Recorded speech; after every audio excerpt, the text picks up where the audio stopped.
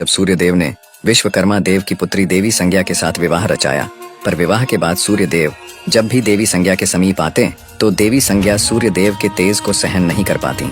समय यूं ही बीतता गया और फिर कुछ वर्षों के बाद देवी संज्ञा ने वैवस्वत मनु, यमराज और यमुना जैसे तेजस्वी संतानों को जन्म दिया। पर अक्सर संज्ञा सूर्यदेव के तेज से परेशान ही रहती और एक दिन देवी संज्ञा ने फैसला किया कि वह सूर्यलोक से काफी दूर जाकर तपस्या कर सूर्यदेव के तेज को झेलने योग्य बनेंगी, तभी सूर्यलोक वापस लौटेंगी। पर उन्हें अपने नवजात संतानों की भी देखरेख करनी थी और साथ ही देवी संज्ञा चाहती थी कि उनके सूर्यलोक छोड़ने की बात सूर्यदेव को पता न चले। फिर देवी संज्ञा ने अपने सिद्ध से अपने ही जैसी दिखने वाली खुद की छाया प्रकट की और उनका नाम संवर्णा रखा और उन्हें सारी जिम्मेदारी सौंप कर तपस्या करने किसी अज्ञात वास पे निकल पड़ी। इसके बाद सूर्यदेव जब भी अपनी पत्नी के समीप आते तो उनके तेज से देवी संवर्णा यानी कि देवी छाया पे उनके तेज का कोई असर न होता और दोनों खुशी खुशी अपने मिलन का आनंद उठा लेते।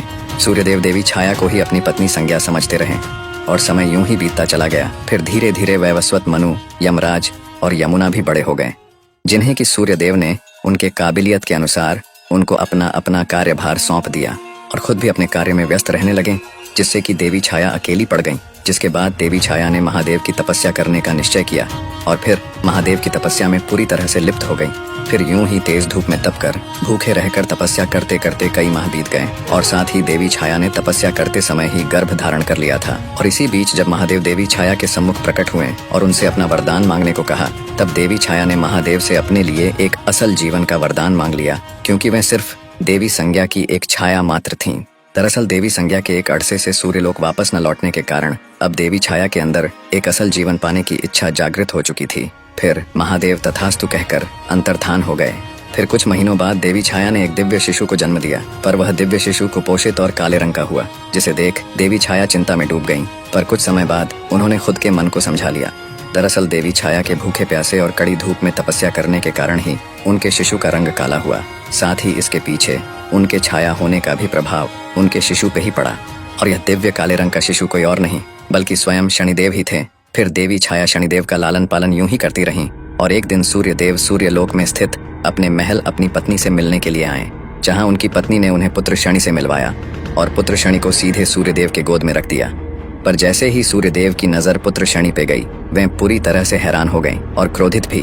फिर पुत्र शनि को देवी छाया के गोद में वापस रखते हुए सूर्यदेव ने देवी छाया को बहुत ही धुतकारा। सूर्यदेव ने कहा कि इस शिशु में उनके कोई भी गुण मौजूद नहीं, न ही उनकी तरह तेज, न ही स्वस्थ और न ही रंग रूप, किसी भी प्रकार से ये उनका पुत्र हो ही नहीं सकता। सूर्यदेव ने पुत्र शनि को अपना पुत्र स्वीकारने से साफ मना कर दिया और गुस्से में वहां से चले गए, जिसके बाद देवी छाया अत्यंत ही निराश हो गईं। और यही वो दिन था जब शनिदेव और सूर्यदेव के बीच शत्रुता की एक बड़ी शुरुआत हो चुकी थी। सूर्यदेव ने अब अपनी पत्नी छाया से दूरी बना लिया था। फिर समय बीतने के अनुसार शनिदेव अब थोड़े बड़े हो चुके थे और अकेली पड़ चुकी छाया का एकमात्र सहारा भी बन चुके थे। शनिदेव पैदाइशी ताकतवर थे और इसका एकमात्र कारण उनके गर्भ में होने के समय देवी छाया का महादेव के लिए तपस्या करना था। तपस्या के प्रभाव के कारण ही शनिदेव पैदाइशी ताकतवर थे। ताकतवर होने के साथ साथ वे थोड़े गुस्सैल और शरारती भी थे। बेहद कम उम्र होने के बावजूद भी उन्होंने कई गंधर्वों को युद्ध में अकेले ही परास्त कर दिया था, यहाँ तक कि देवताओं को भी टक्कर देने लगे थे। शनिदेव अपने गुस्से का प्रयोग अपनी ताकत के साथ मिलाकर किया करते और इसीलिए वे बड़े से बड़े गंधर्वों और देवताओं को अपनी ताकत का लोहा मनवा चुके थे। शनिदेव के बचपन से ही इतने कठोर बन जाने के पीछे उनके पिता सूर्यदेव के प्रति उनके मन में पल रहा क्रोध ही था और उस समय शनिदेव का एकमात्र लक्ष्य सूर्यदेव से भी ज्यादा शक्तिशाली बनकर उनके घमंड को चकनाचूर करना था। फिर समय जैसे जैसे बीतता जाता, शनिदेव के अंदर सूर्यदेव के प्रति क्रोध और घृणा की भावना उतनी ही बढ़ती जाती और इसी प्रकार शनिदेव अब युवा भी हो चुके थे। फिर देवी छाया ने शनिदेव के दिन पर दिन बढ़ते गुस्से को शांत करने के लिए उनका विवाह चित्ररथ नाम की कन्या से करवा दिया, जो कि परम तेजस्विनी और साध्वी थी। विवाह के बाद शनिदेव सचमुच काफी शांत रहने लगे थे और एक बार जब शनिदेव अपने ध्यान मुद्रा में बैठे हुए थे, तब उनकी पत्नी चित्ररथ ने शनिदेव के सम्मुख पुत्र प्राप्ति की इच्छा व्यक्त की, जिसका शनिदेव ने कोई उत्तर नहीं दिया। तमाम बार अपनी इच्छा व्यक्त करने के बावजूद भी देवी चित्ररथ को शनिदेव की तरफ से कोई जवाब न मिला। फिर देवी चित्ररथ को शनिदेव का यह व्यवहार अपमानजनक लगा और फिर देवी चित्ररथ क्रोध में आकर शनिदेव को श्राप दे बैठी। देवी चित्ररथ के श्राप के दौरान शनिदेव यदि किसी को मात्र सिर्फ देख भी लें तो उसकी तबाही निश्चित थी, यानी कि देवी चित्ररथ ने उन्हें किसी को नजर उठाकर न देखने का श्राप दे दिया। ध्यान मुद्रा से उठने के बाद शनिदेव को अपने भूल का आभास हुआ और उन्होंने अपनी पत्नी को मनाने की बेहद कोशिश की, जिसके बाद देवी चित्ररथ को भी अपनी गलती का एहसास हुआ। पर श्राप को निष्फल करने की शक्ति देवी चित्ररथ के पास न थी और फिर इस घटना के बाद से शनिदेव अपना सिर नीचे करके चलने लगे। फिर यह बात पूरे ब्रह्मांड में तेजी से फैल गई और यह बात असुरों के गुरु शुक्राचार्य को भी पता चली, जिसके बाद वे असुरों के सेनापति राहु के साथ शनिदेव के सम्मुख प्रकट हुए और शनिदेव के इस श्राप को अपनी शक्ति बनाकर देवताओं के खिलाफ इस्तेमाल करने की सलाह दी, जिसके बाद शनिदेव ने शुक्राचार्य को खुद के स्वार्थ के लिए दूसरों का इस्तेमाल न करने की सलाह देते हुए साफ मना कर दिया और शुक्राचार्य समेत राहु को वापस जाने की सलाह दे दी। इसी बीच देवी संज्ञा पृथ्वी से सूर्य देव के तेज को झेलने योग्य बनकर सूर्यलोक वापस लौट आए और फिर उन्हें अपने पीठ पीछे हुए सभी करतूतों का पता चल गया, जिसके बाद वे देवी छाया पे अत्यंत ही क्रोधित हुईं और सूर्यदेव को सब कुछ सच सच बता दिया। जिसके बाद सूर्यदेव ने तो देवी संज्ञा के ऊपर अपना क्रोध व्यक्त किया ही, साथ ही उन्होंने देवी छाया और शनिदेव को सूर्यलोक से निष्कासित और अपमान कर बाहर निकाल दिया। जिसके बाद शनिदेव और माता छाया पृथ्वी की ओर चल पड़े और एक घने व सुंदर से वन में निवास करने लगे। वन में रहते रहते शनिदेव की मित्रता काकराज से हुई और इस बेहद खूबसूरत वन में शनिदेव माता छाया के संग खुशी खुशी रहने लगे थे। फिर समय बीतता गया और कुछ वर्षों के बाद सूर्यदेव को शनिदेव के इस निवास स्थान का पता चला, जिसके बाद वे शनिदेव के जान के दुश्मन बन बैठे और शनिदेव के निवास स्थान वाले वन में सूर्यदेव ने अपने मायावी तेज से आग लगा दी। जिसके बाद देवी छाया तो एक परछाई होने के कारण उस आग से बचकर बाहर निकल आईं, लेकिन शनिदेव उस मायावी आग के चपेट में पूरी तरह से फंस चुके थे और फिर देवी छाया मदद की गुहार लगाने लगी। फिर अचानक काकराज ने वन के ऊपर से आकर शनिदेव को अपने पंजों में जकड़कर काफी दूर अपने काकलोक ले गए और फिर काकलोक में आने के बाद काकराज ने शनिदेव को अपनी माता से मिलवाया और काकराज की माता ने शनिदेव को काकलोक में ही रहने की विनती की, जिस पे शनिदेव ने भी सहमति जताई। काकराज की माता ने शनिदेव को अपने पुत्र की तरह लाड़ प्यार से रखा। फिर यूं ही समय बीतता गया और एक दिन यह बात इंद्रदेव को पता चली, जिसके बाद शनिदेव और काकराज की अनुपस्थिति में इंद्रदेव ने काकलोक पे हमला कर दिया, जिसके फलस्वरूप तमाम काक समेत काकराज की माता की मृत्यु हो गई। और फिर जब यह बात शनिदेव और काकराज को पता चली तो वे अत्यंत ही क्रोधित हो उठे और शनिदेव आग बबूला होते हुए अपनी ताकत को जगाते हुए उस ताकत का कुछ हिस्सा काकराज पे समाहित कर उन पे सवार होकर स्वर्गलोक की तरफ प्रस्थान कर बैठे। और यहाँ स्वर्गलोक पे इंद्रदेव समेत सभी देवता नृत्य और सोमरस का आनंद उठा ही रहे थे कि तभी उन्हें दूर से बेहद जोरदार गर्जना भरता हुआ तीव्र गति से सामने आता हुआ काल के समान काक और उस पे सवार शनि नजर आया, जिन्हें देख स्वर्गलोक में भगदड़ मच गई और देवता युद्ध के लिए अस्त्र शस्त्र लिए तैयार हो गए। लेकिन शनिदेव स्वर्ग पे कदम रखते ही अपने तिरछी नजर से देवताओं को तो पहले शक्तिहीन बना दिया, फिर अपने आंखों की तेज रोशनी से उन पे प्रहार कर उन्हें फर्श पे पटक दिया। इंद्रदेव समेत सभी देवता शनिदेव के सामने इतने कमजोर हो चुके थे कि वे अपने अस्त्र शस्त्र को भी उठा पाने में असमर्थ थे। फिर शनिदेव ने देवताओं के ही अस्त्र शस्त्र से उन्हीं को बुरी तरह से घायल करना शुरू कर दिया, जिसके बाद सभी देवताओं को स्वर्ग से किसी भी तरह अंतर्धान होकर भागना पड़ा।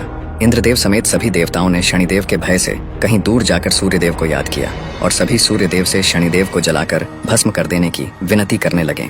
जिसके बाद स्वर्गलोक में सूर्यदेव का आगमन हुआ और सूर्यदेव ने शनिदेव को यह सब रोकने का आदेश दिया, जिसपे शनिदेव ने साफ इनकार कर दिया। फिर सूर्यदेव ने शनिदेव के ऊपर अपने मायावी घातक किरणों से प्रहार कर दिया, जिसे कि शनिदेव ने बीच में ही अपने आंखों की भयंकर ऊर्जा से तबाह कर दिया और साथ ही सूर्यदेव के ऊपर अपनी कुदृष्टि भी डाल दी, जिससे कि सूर्यदेव बिल्कुल ठंडे और काले पड़ गए, जिसके फलस्वरूप पूरे आकाश गंगा की रोशनी विलुप्त हो गई और हर जगह सिर्फ अंधेरा ही अंधेरा छा गया। जिसके बाद सूर्यदेव को भी स्वर्ग छोड़कर भागना पड़ा। फिर सभी देवता अपने बचे खुचे शक्तियों का इस्तेमाल कर किसी भी प्रकार पृथ्वी में स्थित कैलाश पहुंचे और महादेव के सम्मुख सारी बात बताकर रो पड़े। जिसके बाद महादेव ने तो सबसे पहले सभी देवताओं को उनके करतूतों के लिए फटकार लगाई और फिर स्वर्ग समेत देवताओं की शक्तियों को वापस दिलाने का भी भरोसा दिलाया। फिर महादेव ने अपने कुछ शिवगणों की टुकड़ियों को देवताओं के साथ स्वर्गलोक रवाना किया।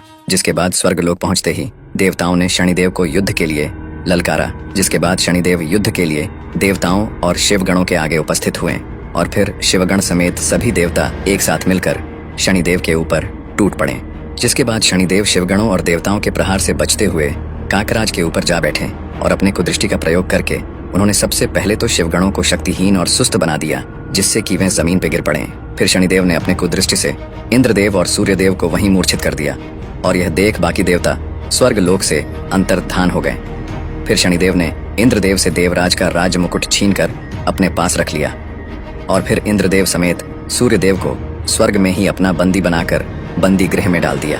और यहाँ अग्निदेव और वरुण देव समेत बाकी देवता स्वर्ग लोक से दोबारा से भागते हुए कैलाश महादेव के पास आ पहुंचे और महादेव को सारी बात बताते हुए उन्हें स्वयं स्वर्ग लोक चलकर शनिदेव को समाप्त करने की विनती करने लगे। इतना सुनते ही महादेव कैलाश से अंतर्धान हो गए और देवता देखते ही रह गए। और यहाँ स्वर्ग लोक पे शनिदेव पूरी तरह से अपना आधिपत्य जमा कर बैठ चुके थे एवं इंद्रदेव समेत सूर्यदेव को एक बड़ा दंड देने की तैयारी में जुट चुके थे कि अचानक स्वर्ग लोक में एक सैलाब सा आ गया। पूरा स्वर्ग थर्रा उठा। फिर आगमन हुआ देवों के देव महादेव का, जिसके बाद महादेव ने शनिदेव को यह सब रोकने का आदेश दिया, पर शनिदेव ने अपना सिर झुकाए हुए ही इनकार कर दिया।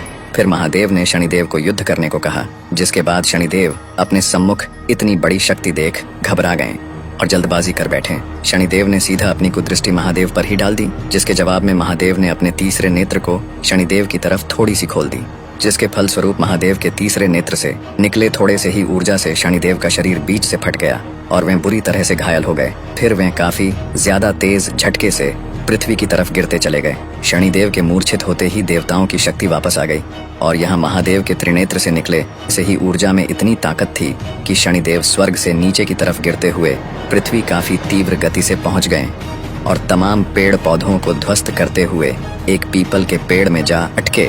शनिदेव पूरी तरह से अधमरा हो चुके थे। ऐसा लगता था जैसे कि वे अब नहीं रहे, पर कुछ देर बाद उन्हें होश आया और फिर उन्हें महादेव के शक्ति का एहसास हुआ, जिसके बाद शनिदेव महादेव से काफी ज्यादा प्रभावित हुए और उन्हें अपना गुरु मानते हुए पीपल के पेड़ में वैसे ही पड़े पड़े महादेव की तपस्या में लीन हो गए। शनिदेव में इतनी भी ताकत नहीं बची थी कि वे थोड़ा हील भी सकें। फिर काफी वर्षों तक पीपल के पेड़ में ऐसे ही पड़े पड़े घोर तपस्या करने के बाद महादेव शनिदेव से काफी प्रसन्न हुए और महादेव शनिदेव की क्षमता और साहस से तो पहले से ही काफी प्रभावित थे। इसलिए उन्होंने शनिदेव को पीपल के पेड़ से अंतर्धान कर सीधे अंतरिक्ष में ला खड़ा कर दिया और पहले जैसे स्वस्थ भी बना दिया। साथ ही महादेव ने शनिदेव को एक दिव्य त्रिशूल भी भेंट किया, जिसके बाद महादेव ने शनिदेव को एक लोक भी भेंट किया, जिसको महादेव ने शनिलोक नाम दिया। और आखिर में महादेव ने समस्त ब्रह्मांड के देवी देवताओं की मौजूदगी में शनिदेव को पूरे ब्रह्मांड का न्यायाधीश घोषित किया, यानी कि न्याय के देवता। और यह देख सूर्यदेव समेत सभी देवताओं को शनिदेव के साथ किए गए क्रूरता को लेकर अपनी गलती का एहसास हुआ। फिर अपनी गलती का पश्चाताप करने के लिए सूर्यदेव पृथ्वी जाकर देवी छाया को सूर्यलोक वापस लेकर आए